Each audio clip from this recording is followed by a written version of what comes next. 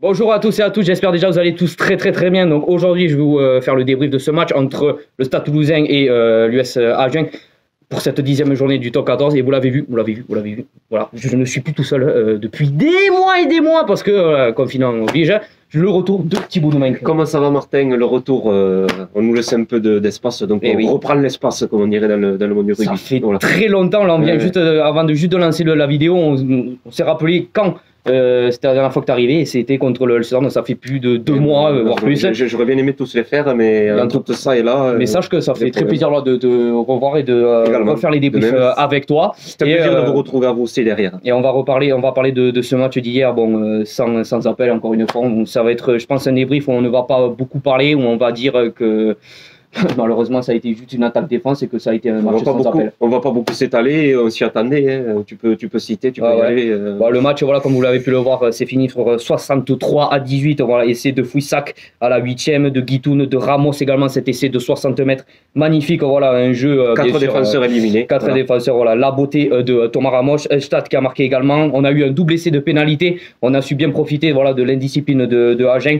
Et pour avoir ces 2 essais de pénalité et aggraver le score. On a eu un doublé également de Meafou et de Colby à la dernière seconde, à la 80e, transformé par lui-même avec un petit droit pour finir ce match en beauté. Et du côté donc, de Agen, ça a été 2 essais de Sarousse et de Raid avec bien sûr 3 cartons jaunes, donc je vous l'ai dit, avec 2 essais de pénalité à la clé.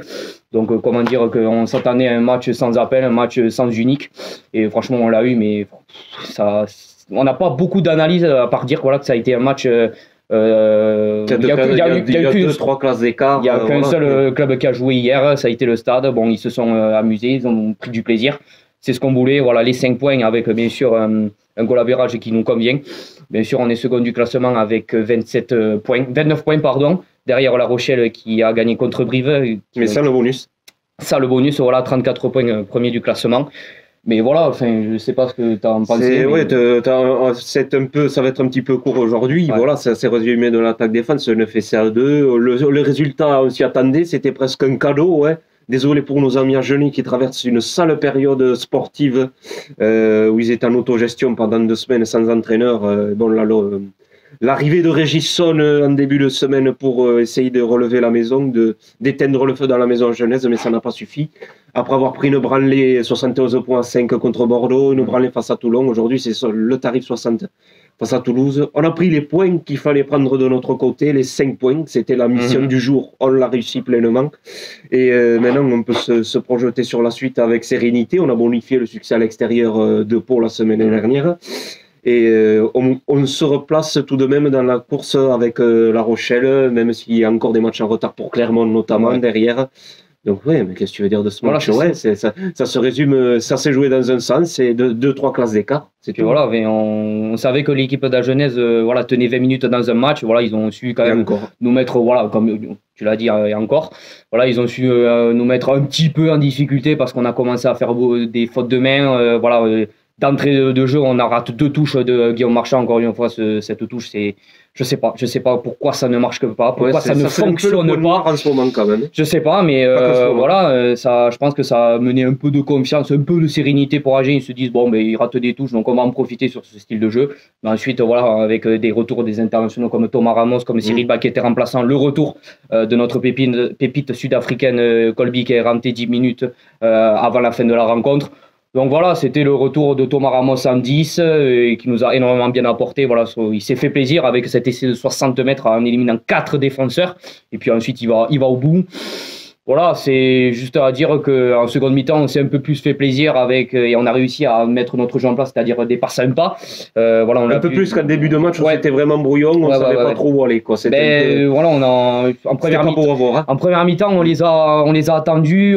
Ils ont su quand même profiter de quelques espaces. Ils ont su avancer avec quelques pick and go, mais le temps que la machine se mette en route. Et voilà. Même cette équipe à jeunesse, malgré qu'on les a fait jouer un peu en première mi-temps, c'est très faible. Et je pense que l'arrivée de Régis Sonne, c'est plutôt pour se concentrer pour l'année prochaine en Pro D2 que se dire voilà, on va réussir à remonter en top 14. Je pense que là, la machine s'est éteinte en top 14 et ils attendent qu'une chose, c'est d'aller en Pro D2 et prouver et de se faire plaisir et de revoir une équipe à jeunesse qui joue au rugby. Ouais, c'était surtout se faire plaisir. Hier, il l'avait dit à la fin de match. Ouais, mais il y a quand même, je retiens qu'il y a juste 2 classes d'écart. Qu'est-ce que tu veux dire? Voilà. C'est un match à sens unique, un FCA2, bon festival offensif, même si en début de match, ça n'a pas été non plus un grand feu d'artifice. Il y a eu l'éclair de Colby en fin de match, l'éclair de Ramos, comme tu l'as dit. Se remettre en jambes tout doucement avant de commencer la petite période qui va venir avec le début de la nouvelle Coupe d'Europe, le déplacement à Bayonne et la réception du Stade français me semble-t-il après. Donc une grosse période à venir quand les internationaux vont revenir aussi, avec le retour d'Ntamak de Dupont aussi, peut-être dès la semaine prochaine, Antoine Dupont.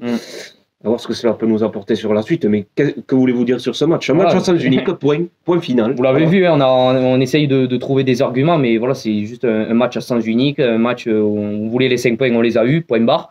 Et puis, comme tu l'as dit, il faut se concentrer maintenant sur le match de Bayonne, où il va y avoir le retour des internationaux, cette première ligne qui nous a manqué tant, Cyril Bay, Julien Marchand et Charlie Fomina, le retour d'Ntamak et Dupont. Voilà, des retours qui vont nous faire du bien et je pense qu'on va revoir un nouveau Toulouse, un Toulouse qui nous faisait rêver avant cette tournoi à destination et cette coupe d'automne. Et puis voilà, que dire qu'il faut se concentrer sur le match de Bayonne qui va être plutôt compliqué et se concentrer sur cette nouvelle Coupe d'Europe et essayer de faire les choses bien avant. Le vrai Toulouse, j'ai envie de te dire, voilà. Pas le Toulouse bis. Oui, c'est vrai que le déplacement à Bayonne, ça va pas être une tâche facile. On se dit Bayonne de suite. Non. On a trop sous-estimé Bayonne et on a perdu là-bas. C'était le dernier match avant le Covid où on avait perdu 20-10, il me semble-t-il, à Jean Daugé. Donc là, c'est pas un déplacement à prendre à la légère. Et si on peut aller gratter des points comme on l'a fait à Pau la semaine dernière, ce qui était une bonne prestation, mais j'étais pas pour le débrief, mais j'en dis 2 mots. Hein. C'est un beau succès à l'extérieur à nouveau. On sait sortir hors de nos bases en gagnant. C'est ce que je note aussi sur ce début de saison. Voilà, c'est à continuer à poursuivre dans cette voie. Et pourquoi pas des Bayonne et continuer à mettre la pression sur La Rochelle en attendant que les matchs en retard soient rattrapés. S'ils sont rattrapés un jour, pour voir ce que ça peut donner en fin de championnat. Mais je crois qu'avec le retour des internationaux, on a de bons jours à venir. En restant solide sur nos bases, sur le jeu à la toulousaine qu'on sait faire comme d'habitude. Juste de garder cette dynamique tout simplement. Et puis ensuite, avec le retour des internationaux, ça peut que continuer notre série, notre dynamique. Et puis voilà, enfin, moi j'ai pas envie de parler de classement parce que comme tu l'as dit, il y a les matchs en retard. Enfin, c'est un classement qui est instable pour moi. Un peu biaisé. On est une des seules équipes à avoir la chance de pouvoir tout jouer et on est second du classement. Et puis ensuite, il y a ce match de Bayonne Racing qui se joue aujourd'hui.